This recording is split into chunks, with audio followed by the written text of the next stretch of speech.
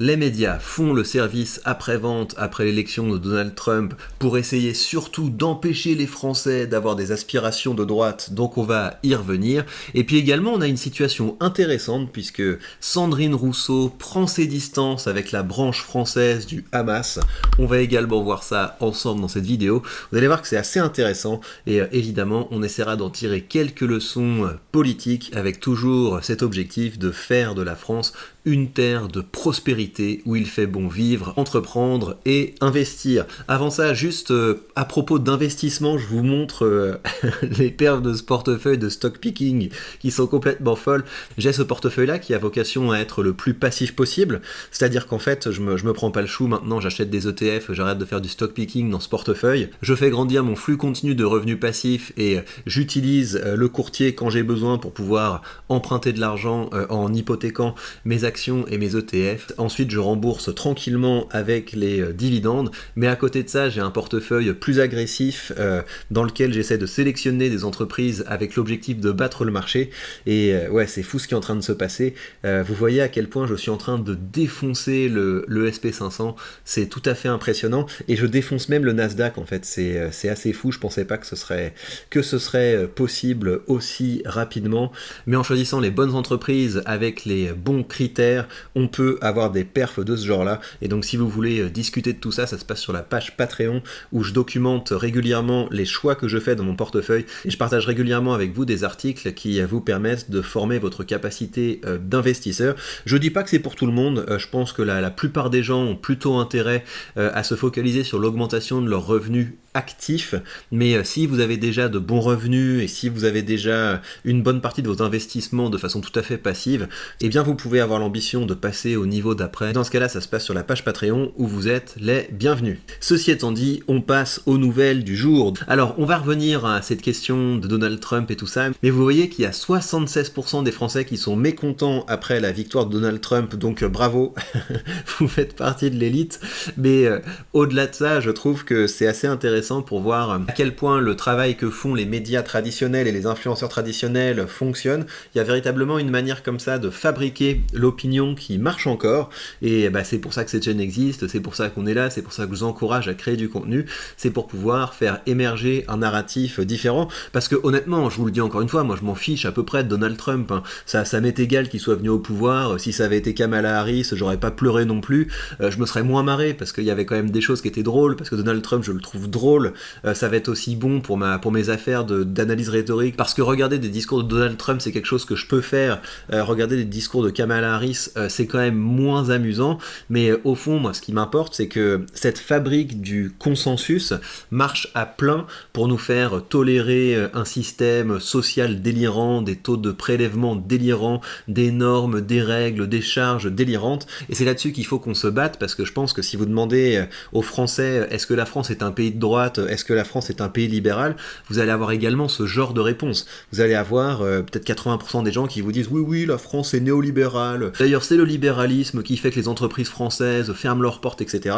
Donc il y a un vrai combat là-dessus à mener. Heureusement, certaines personnes font le travail, donc suivez évidemment le compte du Parti milléiste français, où il vous montre régulièrement des preuves du fait qu'on a complètement décroché. Et c'est fou, hein, parce que je sais pas si vous vous souvenez dans les cours que vous aviez, si vous êtes de ma génération, les cours qu'on avait au collège et au lycée, c'était assez clair que l'Europe c'était une puissance, et l'Europe pouvait discuter d'égal à égal avec les États-Unis, avec la Chine, mais ça c'était avant les effets cumulés du communisme qui ont fait que, au bout d'un moment, à force d'avoir des systèmes sociaux complètement délirants, à force d'avoir des charges complètement délirantes, à force d'avoir des impôts complètement délirants, tout le monde s'appauvrit. Et c'est pour ça que c'est si important de se rassembler autour d'un message simple. En matière d'impôts et de taxes, seules les baisses sont acceptables. Ne vous laissez pas non plus avoir par les diversions du type c'est la faute de l'Union européenne, c'est la faute de l'euro. Quand vous regardez objectivement les chiffres, vous voyez qu'il y a des pays de la zone euro qui s'en sortent beaucoup mieux que la France. Pourquoi ? Parce qu'ils ont une fiscalité fiscalité qui est bien plus avantageuse. L'Irlande a une meilleure fiscalité que la France, Malte, Chypre, la Hongrie, enfin n'importe quoi, la Roumanie, n'importe quel pays que vous prenez, ils ont une fiscalité plus intéressante que celle de la France. Elle décroche par rapport à tous les autres pays qui ont une fiscalité plus avantageuse. Donc de la même manière que c'est pas l'Europe et l'euro qui nous ont demandé d'être communistes, c'est pas la sortie de l'Europe et de l'euro qui vont faire qu'on va redevenir libéraux. Et je soupçonne d'ailleurs beaucoup des gens qui font de l'Europe et de l'euro leur cheval de bataille. Je pense que ces gens sont au fond d'eux des genres de socialistes identitaires qui cherchent des excuses et qui cherchent des boucs émissaires pour ne pas avoir à remettre en question ce qu'on fait de plus mal en France, à savoir notre niveau d'imposition. On va revenir sur ces sujets économiques un peu plus tard dans la vidéo. Avant ça, je voulais qu'on en vienne à un problème, disons, sociétal, à savoir que vous avez eu un match entre l'Ajax d'Amsterdam et je me souviens plus si c'était Tel Aviv ou Haïfa. De toute façon, je regarde de moins en moins le football, alors que j'adorais ça, mais ils m'ont trop énervé en fait. L'équipe de France m'a dégoûté du football, donc j'arrive plus en fait à prendre du plaisir en regardant le football, donc je me détache de ça. Bref, vous avez des supporters juifs qui ont été coursés et passés à tabac, et vous avez pas mal de gens qui réagissent. Marine Le Pen qui dit des dizaines d'Israéliens ont été lynchés hier soir à Amsterdam à l'issue d'un match. La haine des juifs se répand en Europe comme une traînée de poudre. Vous avez d'autres réactions du même type. Vous avez Jordan Bardella, vous avez David Linard qui est sur ce même genre de position, et à côté de ça, vous avez à gauche cette tendance à dire oui mais ils les ont provoqués. Voilà, c'est parce que les Juifs ont provoqué les racailles que les racailles leur ont tapé dessus. Ou alors vous avez des diversions. Oui, mais regardez ce qui se passe en Israël. Le résultat, c'est que vous avez quand même des Juifs qui se sont fait casser la figure parce qu'ils étaient Juifs dans une capitale européenne. Et là, il y a quand même un problème. On doit tout faire pour pas importer cette culture de la guerre chez nous en Europe. Et donc là où vous m'entendrez beaucoup, c'est sur le travail répugnant que fait la gauche en France pour importer ce conflit, pour en faire systématiquement un argument de campagne. Et ce qui est intéressant, c'est qu'on commence à avoir quelques voix dissidentes au sein d'une gauche massivement pro-Hamas. Vous avez par exemple Fabien Roussel. Hier soir à Amsterdam, des supporters ont été chassés, menacés, lynchés dans la rue d'une ville européenne car ils sont juifs. La haine est croissante, insupportable. Fabien Roussel a souvent eu des positions assez raisonnables sur ce genre de sujet. Mais ce que je trouve plus original par contre, c'est la position de Sandrine Rousseau. Je lis que les supporters israéliens ont provoqué, mais est-ce que ça va justifier des violences comme ça? Elle prend un risque en faisant ça, parce qu'elle va se braquer son électorat, l'électorat que la gauche drague depuis si longtemps, et donc j'ai décidé de lui envoyer un peu de soutien. Soutien, tu vas souffrir vu la ligne pro-Hamas de ton parti et de tes alliés. Si un jour tu veux revenir dans le camp des défendeurs de la civilisation occidentale, tu es la bienvenue, parce que je pense qu'il faut effectivement, de la même manière que moi je mettrais des taquets aux gens de droite qui adoptent des postures socialisantes, moi si je vois quelqu'un à gauche qui tient une position qui est plutôt raisonnable, eh bien je vais la soutenir, parce que moi je me bats pour des idées, je ne me bats pas pour des partis. Par contre je peux me battre contre des partis, et effectivement la France Insoumise et plus généralement le NFP ont eu un rôle très très grave dans l'importation du conflit israélo-palestinien en France et même en Europe, tout simplement parce qu'ils voulaient gratter des voix. Vous avez toujours eu une alliance objective de la gauche et des racailles, et ça a des conséquences assez graves, parce que la mentalité de gauche permet de justifier à peu près tous les crimes en trouvant des déterminants sociologiques, etc. C'est une culture face à laquelle il faut rompre, parce que la violence est inacceptable, et en Europe on le sait bien. Aujourd'hui on est moins concerné par les plus grands conflits du monde, mais l'Europe a été le théâtre de guerres absolument meurtrières, et donc tout ce qu'on peut faire pour éviter d'importer les conflits étrangers, ce sera une très bonne chose. Parenthèse refermée, on en revient aux sujets économiques, et donc vous le voyez, envoyé spécial. Et donc qu'est-ce que fait envoyé spécial? Il nous sort la carte de regarder en fait le rêve américain, c'est vraiment pas bien du tout. Vous avez des gens qui souffrent à cause de ce modèle. Donc là ils nous ont trouvé le cas d'une enseignante, on va l'écouter. Après 22 ans d'enseignement, je gagne 70 000 $ par an, soit 4 500 € net par mois. Je ne gagne pas beaucoup, mais on s'amuse bien. Les profs ne font pas ça pour l'argent, ça a toujours été comme ça. Vous savez qu'un enseignant débutant en France gagne 2 000 € par mois? Comment font-ils pour s'en sortir? Ça semble dingue. Ils doivent avoir moins de dépenses ou un conjoint qui gagne beaucoup plus d'argent.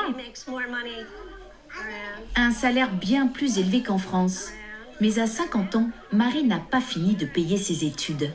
Je rembourse mon prêt étudiant depuis 22 ans. Et je ne l'ai toujours pas soldé. Combien? Il me reste encore à payer 16 000 dollars. C'est fou, hein? Après, Donc qu'est-ce qu'ils sont en train de faire ici? C'est non mais on vous montre que les Américains ont des salaires beaucoup plus élevés que les vôtres, mais nous on a un système qui est beaucoup plus vertueux parce qu'on a plein de choses gratuites, on a la santé gratuite, on a l'éducation gratuite. Vraiment, gardez à l'esprit que quand c'est gratuit, c'est vous le produit, et le gratuit de gauche c'est quelque chose qu'on paye toute notre vie. Ce gratuit de gauche se paye à coup de normes, de taxes, à coup de charges, à coup de cotisations qui font qu'on est en train de devenir une zone sous-développée. On est en train de devenir une zone qui est incapable de faire émerger maintenant des entreprises qui pèsent. On est une zone dont la croissance se rapproche de plus en plus de zéro. On est dans une zone où la France en particulier a une dette qui explose. Tout ça pour défendre un modèle social qui est complètement injuste. Et vous devez comprendre que si les États-Unis s'en sortent beaucoup mieux que la France, c'est parce que quand vous leur montrez une séquence comme ça, les gens se disent « Ok, c'est triste, mais on va pas tuer notre croissance, on va pas tuer notre prospérité économique parce que Martine a mal géré ses finances. » Alors que la France, vous voyez ça, vous vous dites « Oui, mais si ça m'arrivait, si j'avais un problème dans ma vie, je serais bien content d'avoir tous ces filets de sécurité. » Et c'est comme ça, par la crainte, par la peur, par le manque d'ambition, qu'on est en train de sortir de l'histoire. Et moi, l'histoire, j'aimerais bien qu'on y re-rentre en redevenant une terre d'innovation et une terre de croissance. Heureusement, dans le lot, vous avez certaines personnes qui ont la bonne mentalité, et c'est le cas par exemple de David Linard, parce que David Linard, il fait partie des seules personnalités politiques qui défendent la retraite par capitalisation sans aucune ambiguïté. Il parle d'un système mixte, ce qui est assez réaliste vu d'où on part en France, la création d'un étage de capitalisation collective obligatoire entre une répartition réduite au minimum vieillesse et la capitalisation libre est aussi financièrement utile que moralement libératrice, c'est-à-dire que vous aurez une partie d'investissement obligatoire pour s'assurer que vous ne partirez pas à la retraite avec rien, et à côté de ça, vous aurez d'autant plus d'argent pour vous constituer votre retraite qu'on arrêtera de vous voler des cotisations gigantesques. Libératrice du déficit public, libératrice pour l'économie par un surplus d'épargne si nécessaire à l'investissement français, notamment dans des industries libératrices pour les travailleurs, notamment à petits salaires, qui pourront enfin disposer d'un capital et accéder aux placements financiers. Donc évidemment, je suis beaucoup plus libéral que ça. Quand j'entends des gens parler de l'épargne des Français, et quand j'entends des gens qui arrivent avec un projet pour l'épargne des Français, ça me fait toujours flipper parce que je pense que ça doit être géré par les individus. Dès qu'on commence à mettre une couche de technocrates qui vont se dire « Ouais, je vais faire des investissements stratégiques avec votre épargne, etc. » Ça foire toujours parce qu'un fonctionnaire ne sait pas comment investir. Un fonctionnaire qui a passé sa vie à vivre de l'argent public, il va pas commencer à devenir une espèce de capitaine d'industrie qui va piloter l'épargne. Il faut arrêter de délirer. Donc chacun gère ça comme il veut, avec un petit socle commun, mais au moins on a avec David Linard quelque chose qui va à peu près dans le bon sens. Finalement, pour revenir à la bataille culturelle, étude très intéressante qui vous montre les occurrences de différents termes dans les grands médias. Donc vous voyez ici les grands médias, New York Times, Washington Post, etc. Et vous voyez les termes racisme, raciste, sexisme, homophobique, transphobe, etc. Islamophobie, antisémitisme, etc. Et vous voyez qu'on a eu une explosion de ces termes dans la presse. Et ça, c'est un très bon indicateur de ce qu'est le wokisme. Parce que moi, je veux bien qu'on nous dise « Ouais, les woke, ça n'existe pas ». Le wokisme, c'est ça. Le wokisme, c'est une gauche qui, au bout d'un moment, a arrêté de parler principalement des sujets économiques, parce qu'ils sont pas bêtes, ils ont bien conscience que le collectivisme, c'est quelque chose qui appauvrit les gens, et donc ils ont tout misé sur la culture, en traitant tout le monde de fascistes, d'homophobes, et puis en commençant à faire des remparts à la haine. Trump est l'illustration aux États-Unis de la limite de cette stratégie qui se place sur le terrain des valeurs. On retourne sur le terrain économique, on explique pourquoi la gauche nous appauvrit, et les gens votent pour nous. Mais en France, les gens se font avoir par ça, et la stratégie des woke a de beaux jours devant elle en France, parce que il suffit d'agiter des faits divers pour que les droitards accourent comme des petits caniches, et commencent à ne parler que du terrain des valeurs, alors qu'ils devraient occuper le terrain de l'économie. Donc je vous le redis, un droitard qui n'est pas libéral, un droitard qui n'est pas pour une réduction massive de la place de l'État dans l'économie, une réduction massive de la dépense sociale, des impôts et des charges, ce n'est qu'un socialiste identitaire. Donc on doit se battre sur le terrain de l'économie et marteler que si la France souffre, c'est parce que nos entreprises ne sont pas assez compétitives, et si nos entreprises ne sont pas assez compétitives, c'est parce que nous payons trop d'impôts. Et je vous redis par ailleurs que de mon point de vue, quelqu'un qui se dit de droite et qui n'investit pas, c'est quand même assez louche, et je pense qu'au fond de lui, il est plutôt socialiste. Donc commencez à investir évidemment, ça va vous permettre de vous libérer financièrement, donc intellectuellement,